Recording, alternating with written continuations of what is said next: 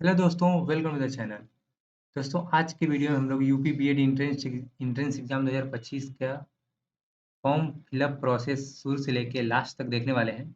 इस वीडियो में आपको ये भी बताने वाला हूँ कि आपको कौन कौन से डॉक्यूमेंट्स लगेंगे इसमें, और वो जो डॉक्यूमेंट्स हैं वो आपको कब बनवाने थे, मतलब कितने पुराने डॉक्यूमेंट्स रहेंगे तो काम चल जाएगा। तो चलिए वीडियो को शुरू करते हैं। तो सबसे पहले आपको सरकारी रिजल्ट वेबसाइट ओपन कर लेनी है और इसमें स्क्रॉल करके नीचे आना है। तो देखिए यहाँ पे मेंशन है, आप लोग अगर जनरल, ओबीसी और ईडब्ल्यूएस से बिलोंग करते हैं, तो आपको बिना जो अगर लेट आप नहीं हैं, तो आपको 1400 रुपये फीस लगेगी इसकी। अगर आप एससी एसटी कैटेगरी से हैं, तो आपको 700 रुपये लगेंगे। और वहीं अगर आप लेट हो जाते हैं, जैसे कि लेट का क्या मतलब है, फॉर्म भरने की तारीख आज से यानी कि 15 फरवरी से स्टार्ट है और ये 8 मार्च तक फॉर्म भरे जाएँगे। लेकिन अगर आप 8 मार्च के पहले-पहले फॉर्म नहीं भरते हैं 8 मार्च तक, तो तब भी आप लेट फीस यानी आपको ओबीसी, ईडब्ल्यूएस और जनरल कैटेगरी के लिए ₹2000 और एससी-एसटी के लिए ₹1000 देके जो फॉर्म फीस है वो बढ़ जाएगी। आप 15 मार्च तक फॉर्म को भर सकते हैं। और जो एग्ज़ाम होगा वो अप्रैल महीने में होगा 2025 के। एडमिट कार्ड एग्ज़ाम से पहले आ जाएगा और इसका मई में रिज़ल्ट डिक्लेयर हो जाएगा, जून में काउंसलिंग शुरू हो जाएगी। तो ये सारी डिटेल यहाँ पे दे रखी है, ठीक है? तो चलिए अब मैं आपको बताता हूँ कि फॉर्म को कैसे फिल करना है। तो सबसे पहले आपको सरकारी रिज़ल्ट वेबसाइट ओपन कर लेनी है और देखिए ये 2 साल के लिए है। आपको इस वीडियो में मैं एक चीज़ और बताना चाहता हूँ कि अगले साल से 1 ईयर का बीएड जो पहले चलता था वो स्टार्ट हो जाएगा, ठीक है? तो चलिए ये वाला वीडियो हम लोग शुरू करते हैं और इसमें हम लोग फॉर्म को कैसे भरना है वो पूरा प्रोसेस देखते हैं। तो सबसे पहले सरकारी रिज़ल्ट ओपन करना है और यहाँ पे आपको अप्लाई ऑनलाइन पे क्लिक करना है। आपके सामने जो यूपी बीएड की जो ऑफ़िशियल वेबसाइट है वो ओपन हो जाएगी और यहाँ पे आपको 2 ऑप्शंस मिलेंगे। एक तो है कि नया रजिस्ट्रेशन आपको करना है और दूसरा है कि अगर एग्जिस्टिंग यूज़र हैं। तो सबसे पहले आपको इस पहले वाले लिंक पे क्लिक करना है, न्यू यूज़र रजिस्ट्रेशन के लिए। तो चलिए हम लोग सबसे पहले इसी पे क्लिक करते हैं। तो देखिए जैसे आप इस पे क्लिक करते हैं तो वही डिटेल जो मैंने आपको शुरू में बताई वो सारी डेट्स मेंशन है और ये फीस कितनी लगेगी फॉर्म भरने की वो है, और ये लेट फीस कितनी लगेगी ये भी यहाँ पे मेंशन है, दोनों का दोनों।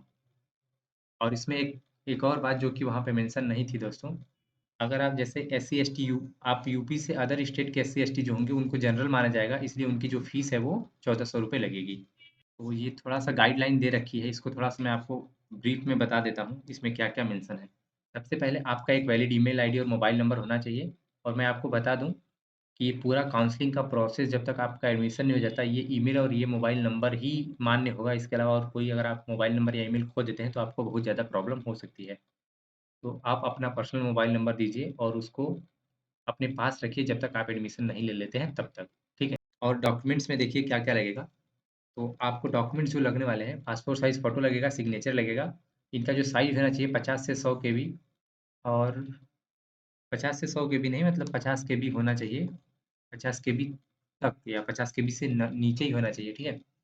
और आपको आपके दोनों राइट और लेफ्ट की जो इंडेक्स फिंगर है, यानी जो पहली वाली उँगली है अंगूठे के बाद, उसकी जो है थंब इम्प्रेशन लगेगा, ठीक है? वो आपको एक 50 केबी के कम, 50 केबी से नीचे के साइज़ में उसको इमेज फॉर्मेट में जेपीजी या जेपीईजी में बना लेना है। उसके साथ ही आपको डेट ऑफ बर्थ प्रूफ के लिए क्लास 10th का जो मार्कशीट होता है वो लग जाएगा यहाँ पे। फ़ोटो आईडी प्रूफ, ये ऑप्शंस आपको मिल जाते हैं, इसमें से आप कुछ भी दे सकते हैं, ठीक है? ये सारे हैं। उसके बाद अगर आप कास्ट आपका सर्टिफ़िकेट है, अगर आप जनरल से नहीं हैं, ओबीसी, एससी, एसटी कैटेगरी में हैं, तो वो आपका लगेगा। वो भी आपको यहाँ पे इसका नंबर वगैरह डिटेल डालना पड़ेगा। दोस्तों अब हम लोग कास्ट सर्टिफ़िकेट के बारे में और जो डिटेल है वो आपको मैं बता देता हूँ। देखिए अगर आप ओबीसी नॉन क्रीमी लेयर या क्रीमी लेयर के अभ्यर्थी हैं, तो आपकी जो कास्ट सर्टिफ़िकेट होनी चाहिए वो 1 अप्रैल 2022 या उसके बाद की होनी चाहिए। और उसके साथ ही अगर जो लोग आय सर्टिफ़िकेट अपना इनकम सर्टिफ़िकेट लगाना चाहते हैं, वो जो इनकम सर्टिफ़िकेट की जो डेट होनी चाहिए वो 1 जुलाई 2024 के बाद होनी चाहिए। तो मुझे यकीन है कि ये वाला जो आपका कास्ट सर्टिफ़िकेट है वो तो लगभग सभी के पास होगा ही 1 अप्रैल 2022 के बाद का। लेकिन यहाँ पे दोस्तों आप इनकम सर्टिफ़िकेट नया बनवा लीजिए। क्यों? क्योंकि 1 जुलाई 2024 के बाद का ही होना चाहिए, तभी वो मान्य होगा, नहीं तो नहीं मान्य होगा। आपको 2024 में अगर जुलाई से पहले का है, अप्रैल का है, मार्च का है या 2023 का है या और भी पहले का है, तो वो सब सारी चीज़ें यहाँ पे वैलिड नहीं होंगी। तो अभी आपके पास टाइम है, बनवा लीजिए, नहीं तो लास्ट डेट आ जाएगी 8 मार्च आ जाएगा, फिर ये वीडियो आप देखेंगे और तब बनवाएँगे तो फिर आपको लेट फ़ीस देनी पड़ेगी और हो सकता है अगर टाइम पे ना बने तो ये फॉर्म की डेट भी निकल जाए। तो ये वाली चीज़ें आपके लिए बहुत ज़्यादा इम्पोर्टेंट हैं, ठीक है? और इसके साथ ही इसमें डॉक्यूमेंट्स अपलोड करने के लिए बाकी चीज़ें दे रखी हैं, ये इतना इम्पोर्टेंट नहीं है और ये नीचे प्रोसेस दे रखी है, जो कि मैं आपको बताने ही वाला हूँ। तो चलिए वीडियो को शुरू करते हैं, रजिस्ट्रेशन प्रोसेस को आई एग्री पे क्लिक करते हैं और सबमिट पे क्लिक करते हैं। तो इसमें देखिए आपको बस रजिस्ट्रेशन के लिए केवल कुछ ही चीज़ें लगेंगी। इसमें आपको देखिए अपना नाम लिखना है, पिता का नाम लिखना है, यहाँ पे वो कन्फर्मेशन करना है, यहाँ पे माता का नाम और जन्मतिथि और सेम यहाँ पे कन्फर्मेशन कर देना है। तो ये सारी चीज़ें आपको यहाँ पे मेंशन करनी है और देखिए यहीं पे आपसे आपका यहाँ पे ईमेल आईडी और मोबाइल नंबर मांगेगा, इसको कन्फर्मेशन यहाँ पे करेंगे। ये सारी चीज़ें मैं फिल करता हूँ, फिर आपको फिल करने के बाद आपको जनरेट ओटीपी पे क्लिक करना होगा, ओटीपी यहाँ पे फिल करना होगा, ये कैप्चा डालना होगा और यहाँ पे उसको जब कैप्चा आप डाल देंगे तो यहाँ पे नीचे आपको रजिस्टर बटन मिलेगा, इस पे आपको क्लिक करना होगा। तो ये सारी चीज़ें करके मैं आपको दिखाता हूँ। तो बस अब यहाँ पे हमको कैप्चा फिल करना है, तो वो मैंने फिल कर दिया है, उसके बाद रजिस्टर पे क्लिक करना है। तो आपको ये रजिस्ट्रेशन नंबर आपको ईमेल पे भी और एसएमएस पे भी मिल जाता है। तो इसके बाद आपको क्या करना है, आपको देखिए यहाँ पे ऊपर लिखा होगा click here to edit application, तो आपको अब इस पे क्लिक करना है। तो उस पे क्लिक करने के बाद आपको अपनी पर्सनल डिटेल एडिट करनी होगी थोड़ी-सी, फिर क्वालिफ़िकेशन ऐड करना होगा, फिर वेटेज डिटेल ऐड करना होगा, उसके बाद आपको प्रेफ़रेंस ऐड करना पड़ेगा, फिर पेमेंट ऐड करना पड़ेगा। तो ये सारी डिटेल स्टेप बाय स्टेप करते हैं। तो सबसे पहले हम लोग पर्सनल डिटेल को अपना फ़ॉर्म में एडिट करते हैं। तो जो चीज़ें आपने पहले से सेलेक्ट कर रखी हैं, वो चीज़ें देखिए यहाँ पे मेंशन है ठीक-ठीक से और बाकी एक्स्ट्रा चीज़ें आपसे पूछी जा रही हैं, जैसे आपका जेंडर क्या है? यहाँ पे अपना जेंडर सेलेक्ट करते हैं। उसके बाद आपका मैरिटल स्टेटस यानी वैवाहिक स्थिति पूछा है, तो इसमें आप ये सेलेक्ट कर लेते हैं। नेशनैलिटी यानी राष्ट्रीयता सेलेक्ट करना है, तो इंडियन का ही ऑप्शन मिलता है, तो अगर आप इंडिया से हैं तभी इसको भर सकते हैं। आप अगर यूपी से हैं तो यूपी, अगर अदर स्टेट से हैं तो अदर देन यूपी सेलेक्ट करेंगे। अगर आपने जो अपना 10th का 10वीं जो हाई स्कूल है, अगर आपने यूपी से पास करी है तो यस करेंगे, नहीं करी है तो नो करेंगे। सेम चीज़ आपके लिए 12th के लिए पूछा जाएगा, तो यस या नो में इसका आंसर देना है। ग्रेजुएशन की पढ़ाई के लिए भी पूछा जा रहा है, आप अगर यूपी से की है तो यस करेंगे, अगर बाहर से कहीं आपका जो कॉलेज था, तो वहाँ से करी है तो नो करेंगे। कैटेगरी सेलेक्ट करना है, तो आप अपना कैटेगरी सेलेक्ट कर देंगे। जैसे ओबीसी सेलेक्ट करते हैं तो नॉन क्रीमी लेयर से संबंधित है कि नहीं है। तो नॉन क्रीमी लेयर क्या होता है, अगर आपका ओबीसी सर्टिफिकेट पे एक तो लिखा रहता है कि आप ये क्रीमी लेयर से हैं या क्रीमी लेयर से नहीं है। क्रीमी लेयर मतलब अगर आपकी इनकम 8 लाख पर एनम से ज़्यादा है तो आप क्रीमी लेयर है।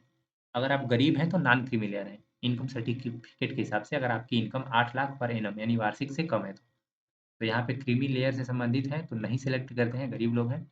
तो यहाँ पे आपको अपना सर्टिफिकेट नंबर इंटर करना पड़ेगा, ठीक है। आप यहाँ पे फिजिकल हैंडीकैप्ड हैं तो यस या नो सिलेक्ट करना है, यस होंगे तो आपकी उसकी डिटेल मांगी जाएगी। तो इसमें जो ऑप्शन है, अगर आप ड्राइविंग लाइसेंस, पासपोर्ट और वोटर आईडी सेलेक्ट करते हैं तो उसका यहाँ पे नंबर मांगा जाएगा। अगर आपके पास आधार इंटर करना चाहते हैं तो अदर सेलेक्ट कर लीजिए। तो अभी आधार नंबर नहीं मांगा जाएगा, वो बाद में मांगा जाएगा।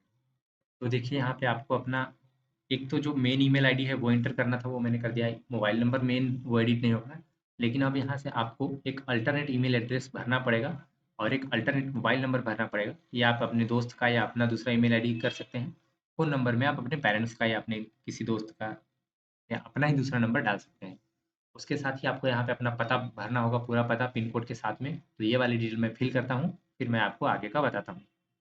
तो नीचे आपसे आपका जो परमानेंट एड्रेस यानी स्थायी पता पूछा जा रहा है, इसमें अगर आपका वो डिफरेंट है ऊपर वाले से तो नो सेलेक्ट करेंगे और वो वापस से दूसरा पता इंटर करेंगे। मेरे केस में दोनों सेम है तो मैं यहाँ पे यस पे क्लिक कर देता हूँ। तो देखिए ऊपर वाली जो डिटेल है वो सेम इसमें आ गई हैं, सेम टू सेम। तो अब देखिए इसी पेज पे नीचे डॉक्यूमेंट्स अपलोड करते हैं। तो सबसे पहले पासपोर्ट साइज़ आपको फ़ोटोग्राफ अपलोड करनी है और इसकी साइज़ 25 केबी से लेके 50 केबी के बीच में होनी चाहिए। उसके साथ ही आपको अपना हस्ताक्षर यानी कि सिग्नेचर अपलोड करना है और उसकी भी साइज़ आपको 50 केबी से कम ही होनी चाहिए। मिनिमम साइज़ अलाउ नहीं दिया है मेंशन, तो आप 50 केबी से कम कुछ भी इंटर कर सकते हैं। उसके आपको तर्जनी छाप यानी आपका जो अंगूठे के बाद वाली जो उँगली होती है, उस उँगली में दाएँ-बाएँ दोनों को एक साथ अपलोड करना है एक ही फ़ोटो में। तो उसकी साइज़ भी आपको 50 केबी मैक्सिमम होनी चाहिए। उसके साथ ही आपको अपना ओबीसी सर्टिफिकेट इंटर करना है। इसको आप जेपीजी यानी जो फ़ोटो फ़ॉर्मेट होता है और पीडीएफ किसी में भी अपलोड कर सकते हैं। और यहाँ पे देखिए मेंशन है 1 अप्रैल 2022 के ये बाद का इशू होना चाहिए और इसकी जो मैक्सिमम साइज़ है वो 1 एमबी तक होनी चाहिए या उससे कम होनी चाहिए। तो ये सीधे ये वाली सारी चीज़ें आपको यहाँ पे अपलोड करनी है। उसके साथ आपको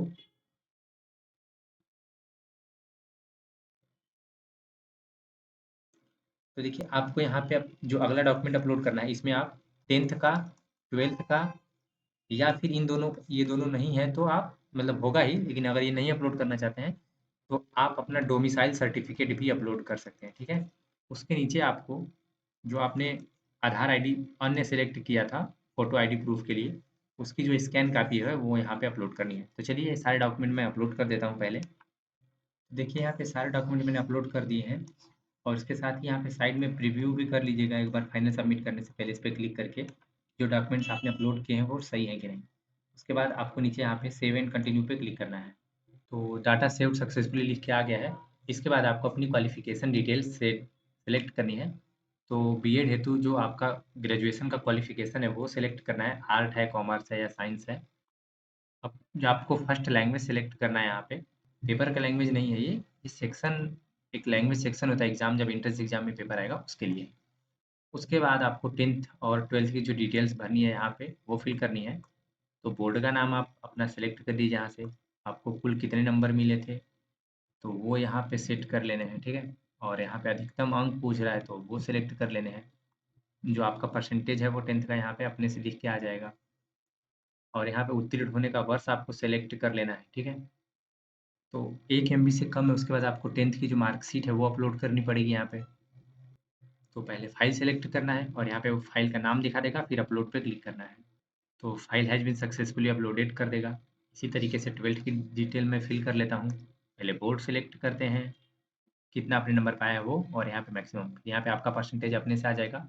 उत्तीर्ण होने का आपको वर्ष सेलेक्ट करना है, तो यहाँ से वो मैं सेलेक्ट कर लेता हूँ। तो आप जिस भी ईयर में आपने 12th कंप्लीट किया है वो इंटर करेंगे। इसके बाद आपको इसका जो 12th का मार्कशीट है उसकी स्कैन कापी या फोटो पीडीएफ में 1 एमबी से कम साइज में अपलोड करना है। यहाँ पे आप पिक्चर फॉर्मेट यानी जेपीईजी या जेपीजी फॉर्मेट भी अपलोड कर सकते हैं।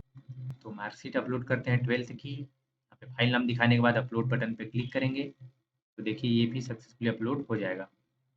तो देखिए आपसे यहाँ पे ग्रेजुएशन का विवरण मांगा जा रहा है, तो अगर आप पास हो गए हैं तो पास सेलेक्ट करेंगे, और अपीयरिंग है तो अपीयरिंग सेलेक्ट करेंगे। तो जैसे आपने अगर पास हो गए हैं वो सिलेक्ट करते हैं, तो आपको अपलोड करना पड़ेगा जो अंतिम वर्ष की मार्कशीट है, अगर आप, और बाकी सारी चीज़ें उसी तरह से सेलेक्ट करनी पड़ेंगी।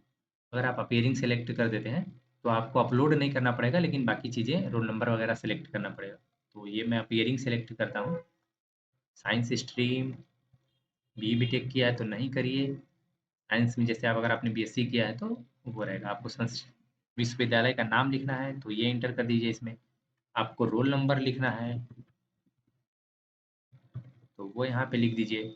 आप कब, आपका कब कंप्लीट होगा, तो ये 2000 एक ही ऑप्शन देगा, 2025 में ही कंप्लीट होगा, तभी इसमें आप भर सकते हैं। फाइनल ईयर में इस साल होने चाहिए आप। तो बस ये वाली डिटेल फिल करने के बाद आपको सेव एंड कंटिन्यू पे क्लिक करना है। तो डाटा सेव सक्सेसफुली लिख के आ गया है। अब यहाँ पे वेटेज डिटेल यहाँ पे फिल करनी है। तो देखिए इसमें जो पहला वेटेज है, क्या आपने राज्य स्तरीय, अंतर्राज्य खेल प्रतियोगिता, अगर आप स्पोर्ट एक्टिविटी में वो भी स्टेट लेवल या फिर नेशनल लेवल खेले हैं तभी यस सेलेक्ट करेंगे, वरना नो सेलेक्ट करना है। अगर आप एनसीसी या फिर आप जो राष्ट्रीय सेवा योजना के अभ्यर्थी हैं तो यस सेलेक्ट करेंगे, अगर नहीं है तो नो सेलेक्ट करेंगे। क्या आप स्वतंत्रता सेनानी के जो आश्रितों के आरक्षण का लाभ लेना चाहते हैं, अगर आप ये लाभ लेना चाहते हैं, अगर आप इससे रिलेटेड हैं, फ्रीडम फाइटर से संबंधित हैं, आपके घर पे कोई रहा है तो यस करेंगे, वरना नो करेंगे। क्या आप किसी कर्मचारी के रिलेशन, मतलब पुत्र या पुत्री के रूप में संबंधित ऐसा करके हैं तो इसमें भी यस करेंगे या तो नो करेंगे। और ये वाला, क्या आप जो आपके जो घर पे कोई पिता या कोई अभ्यर्थी किसी फोर्स में है तो वो यस करेंगे या तो नो करेंगे। इसको ये सब सारी डिटेल फिल करने के बाद सेव एंड कंटिन्यू पे क्लिक करना है।